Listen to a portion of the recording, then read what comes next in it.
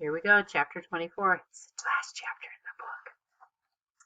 The first thing Martine noticed was when she and Jimmy crashed down onto the jetty was the police cars. They were streaming through the shipyard gates in a blizzard of flashing lights and sirens. The second thing she saw was a path leading up the hill. "That way!" she cried. Jimmy had stumbled when he landed and had swerved to avoid the guard dogs, and Martine had nearly fallen off. Now she clung hard to his mane and gripped with her legs as he steadied himself and raced up the slope toward the iron gates. They were open, just as Ben had promised. As they galloped through, Martine caught a glimpse of Ben behind the wall. He had an excited grin on his face, and he was waving. Martine lifted her hand and smiled back. "Thanks, Ben," she shouted. "I won't ever forget this." As they left the shipyard, it occurred to Martine that she didn't know which way it was to Simwana, nor had she been given any thought to the complicated question of how to ride a wild animal through the traffic of Cape Town.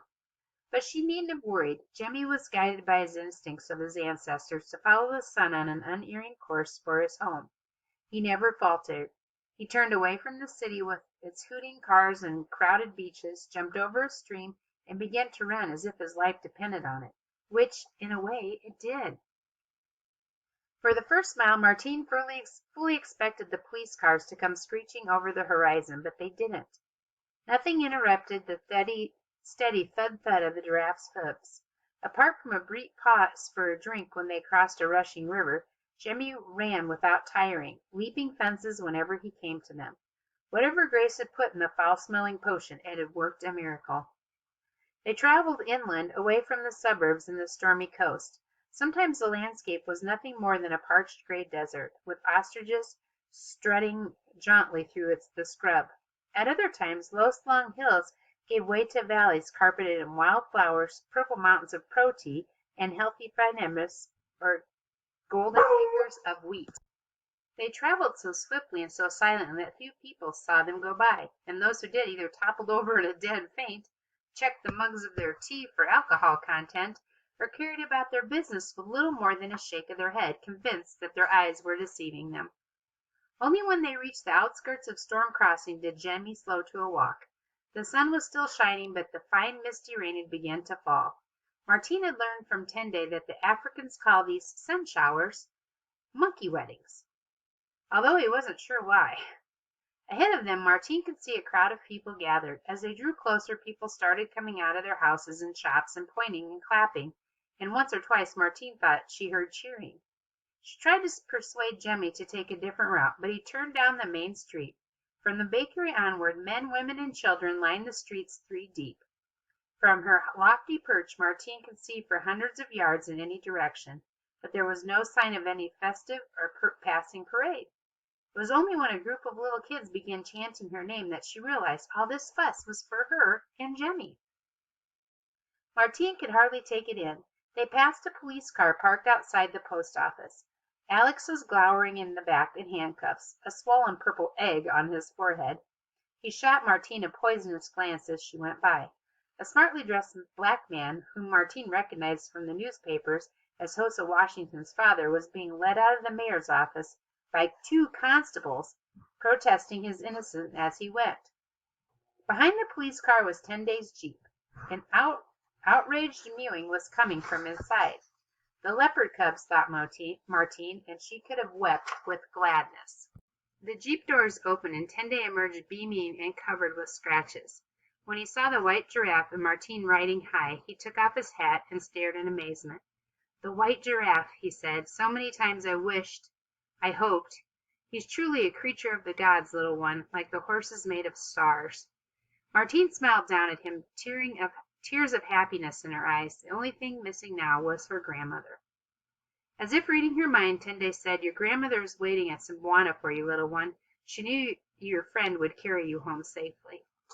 Martine thanked him, and Tende opened the jeep doors again to deal with the leopard cubs. Later he would tell her that she suspected for a year that Alex was stealing animals, but he had never come close to proving it. "I just didn't want to believe it," he confided to Martine. After Alex's arrest, detectives found that he was in the mastermind of a massive poaching operation that had lasted nearly 3 years. During that time he and his accomplices, one was Moses Washington's father, the mayor, who had processed the export license, had sent hundreds of animals, many of them rare, to collectors around the world, the main culprit being a billionaire from Kazakhstan. He wanted them for his private safari parks. There they were hunted and eaten as exotic feasts or stuffs, and their heads and their skins were used to decorate his mansion walls. The poachers Alex had heroically caught at Simbuana were a rival gang that he was only too pleased to get rid of. He certainly hadn't done it to protect the animals. When questioned, Alex was adamant that Martine's grandfather's death at Simbuana had been an accident, claiming that a gun had discharged when Henry was wrestling with another member of the gang. He insisted he patched Henry up as best as he could before fleeing with the other men. He also said that he'd taken the job at Simbuana in an attempt to put things right. How Martine laughed when she heard that. It'd be some time, however, before any of this was known, and for now all Martine was aware of was that Jemmy and the leopard cubs were safe. She smiled so much that her cheeks hurt. When she caught sight of the Van Herden twins ducking red-faced into an alley, embarrassed, no doubt, by the part she suspected they'd played in help stealing the silent whistle, she began to laugh out loud.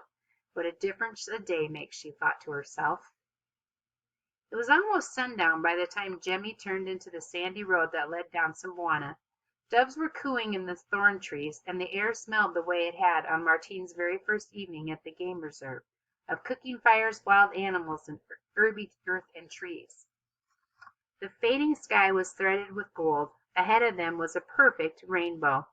It arched over Gwen Thomas's thatched house and ended in the game park close to the water hole. Martine had a lump in her throat. She and Jemmy had been through so much together. He was her best friend and her loyal protector, and she loved him more than anything else on the planet. But he needed his freedom. Once again she was going to have to let him go. When she reached the game park gate nearest to the house, Martine put her arms around Jemmy's neck and he lowered her to the ground. "Goodbye, my beautiful friend. I will miss you." But Jemmy refused to leave. He made his musical fluttering sound and pushed his nose against Martine's chest. She ran her hand over his silken mane and cinnamon-tinted patches. "I'll always be here for you if you need me, I promise," she said tenderly. "But right now you need some rest, and for that you need to go home to the secret valley." Martine watched the White Giraffe gallop away through the reserve until she could no longer see him. He'd be back, she was sure of it. She resumed her walk to the thatched house where her grandmother was waiting. As she approached the gate, she saw Grace. The Singwana was seated on the tree stump in her indigo yellow and burnt honey dress, wearing a matching headdress. She gave a pink gum smile, stretched out her arms, and swept Martine to her breast for an ecstatic squeeze. "You've done well, child. The forefathers, they'd be very proud of you," she said. The last remaining dark cloud lifted from Martine's heart. "Thank you, Grace," she panted when she managed to excuse herself. "But I still feel very ashamed. I let everyone down. Jemmy trusted me, and I behaved so stupidly." "We all make mistakes, child. That's human. But now everybody has the courage to admit what they've done and go out into the world and try to mend things. You be very brave. Like I told you, the gift can be a curse, but not just a blessing. And when all is said and done, you make your decisions wisely." "But Grace, surely this wasn't the reason I was chosen?" asked Martine. "I mean, I know I managed to save Jemmy, but it was my fault he was stolen in the first place." "You're right, child," replied Grace. "This ain't the task that you've been chosen for. This be the test, nothing more. There'll be many challenges to come. You will travel to the ends of the earth and have a whole lot of adventures before you're done.